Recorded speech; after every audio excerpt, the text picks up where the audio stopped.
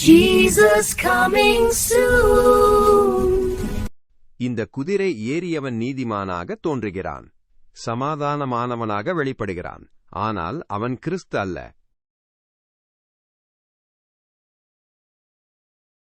பிறகு இன்னொரு குதிரை வெளியே வந்தது. அது தீப்போன்ற செந்நிறமானது.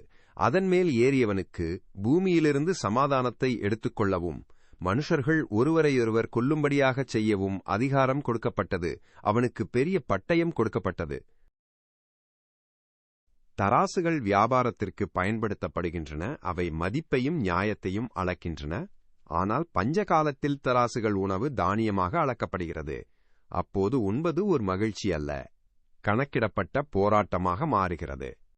கருப்பு குதிரையின் மீது ஏறியவன் பூமியிலே பஞ்சத்தையும் பொருளாதார துன்பத்தையும் கொண்டு வருவதற்காக அனுப்பப்பட்டவன்.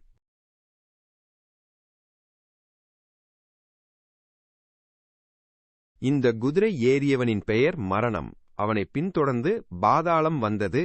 இது போர், பஞ்சம், நோய்கள் மூலம் வரும் மரணத்தை குறிக்கிறது.